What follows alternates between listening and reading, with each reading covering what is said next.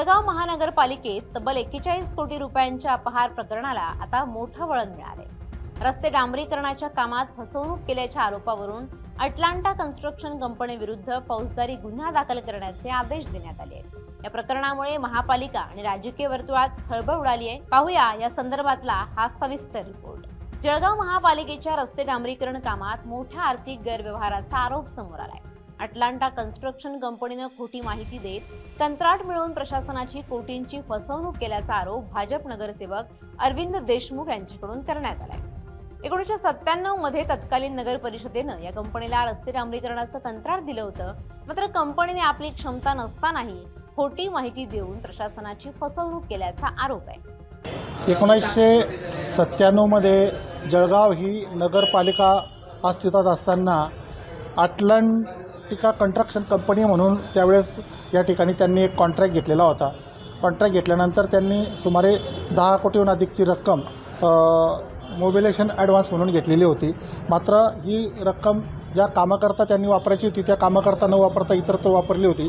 Bank गॅरंटीसुद्धा त्यांनी त्यावेळेस दिलेली नव्हती आणि हे सर्व काम करत असताना त्यांच्याकडे महापालिकेचे सुमारे आज रोजी त्यावेळेस 4,79,00,000 रुपये थकबाकी होते।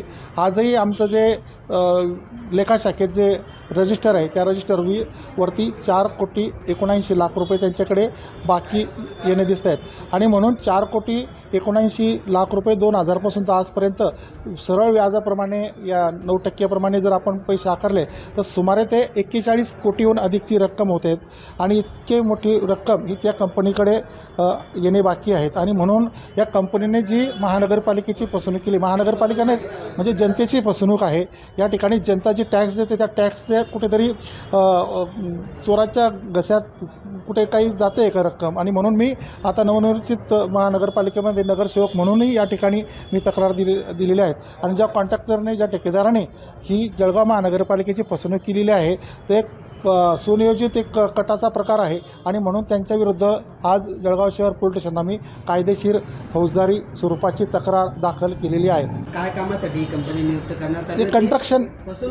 कंस्ट्रक्शन कंपनी आहे। त्या कंपनीने डांबरीकरणाचे काम शहरातले घेतलेलं होतं, मात्र प्रत्यक्षात काम न करतानाच त्यांनी ती जे ॲडव्हान्स मोबिलायझेशन ॲडव्हान्स जी रक्कम घेतलेली होती त्या रक्कम ही खरं तर म्हणजे जळगाव शहराच्या विकासाकरता ती रक्कम दिलेली होती, जळगाव शहरातल्या रस्तेकरता ती रक्कम दिली होती आणि म्हणून ती अपेक्षित ठिकाणी रक्कम खर्ची होणे अपेक्षित असताना त्यांनी अन्य ठिकाणी रक्कम हे केली। वेळोवेळी त्यांना सांगितलं गेलं, वेळोवेळी तक्रार दिल्या, नोटीस दिली महापालिकेने, त्यावेळेस त्यांना नोटीस पण दिलेली होती, कायदेशीर नोटीस बजावलेली आहे, मात्र त्यांनी कुठल्याही प्रकारची दखल न घेता ठातूरमात्र उत्तरं देत आतापर्यंत ही कंपनी कुठेतरी आम्हाला गुमराह करते महापालिकेला आणि आज हा जो आकडा आहे हा कोट्यवधीच्या स्वरूपात आकडा केलेला आहे। आपण पाहतो की जळगाव शहरामध्ये अनेक प्रश्न अनेक समस्या आहेत आणि या समस्या सोडायच्या असेल तर पैशांची आवश्यकता आहे आणि म्हणून जनतेचा हक्काचा पैसा या कंपनीने लुबाडलेला आहे।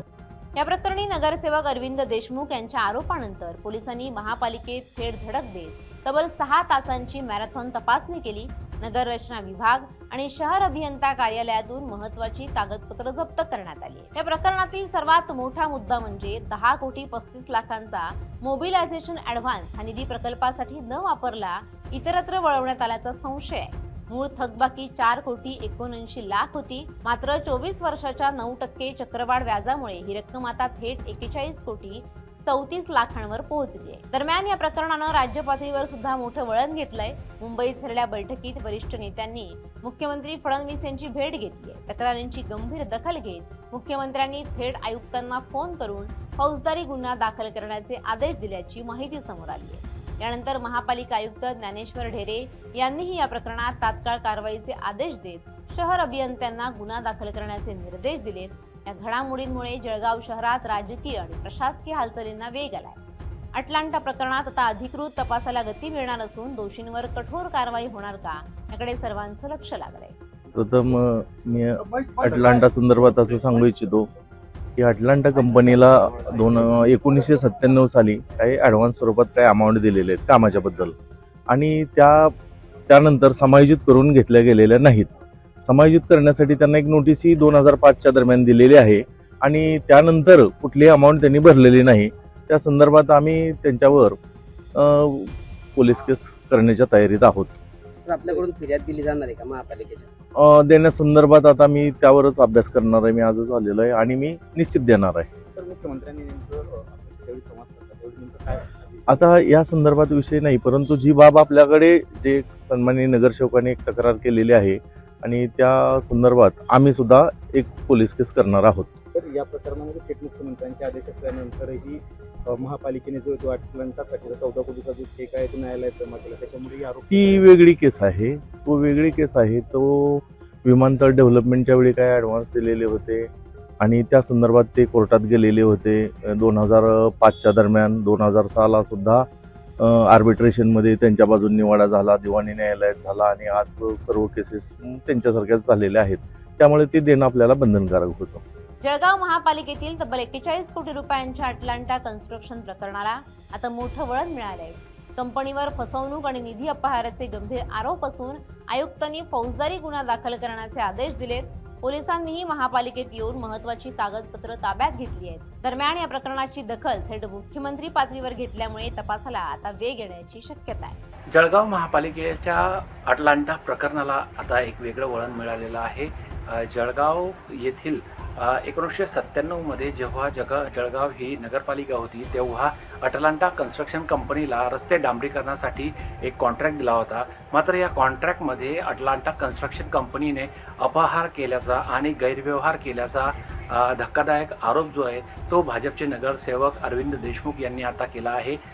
त्याचबरोबर अरविंद देशमुख यांनी जळगावमध्ये शहर पोलीस स्टेशनला जाऊन कंपनीच्या विरोधात तक्रार दाखल करण्याचा प्रयत्न देखील केला होता. मात्र त्यानंतर अरविंद देशमुख यांनी थेट मुख्यमंत्री देवेंद्र फडणवीस यांची भेट घेतली.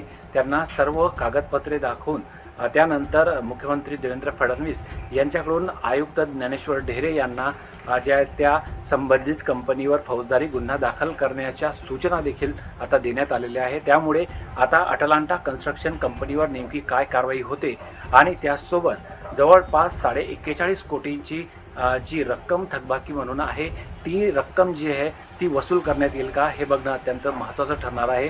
खरं तर भाजपचे नगरसेवक अरविंद देशमुख यांनी या प्रकरणात हात घातला होता आणि अनेक महत्त्वाचे आणि धक्कादायक आरोप जे आहेत त्यांनी या अटलांटा कन्स्ट्रक्शन कंपनीवर केले होते. अटलांटा कन्स्ट्रक्शन कंपनी जे आहेत त्यांच्याकडे पुरेसा मॅनपॉवर नव्हती, तरी त्यांनी हा कॉन्ट्रॅक्ट जो आहे तो 1997मध्ये जळगाव नगरपालिका जेव्हा होती तेव्हा त्यांच्याकडून घेतला होता. मात्र ते काम पूर्ण करू शकले नाही.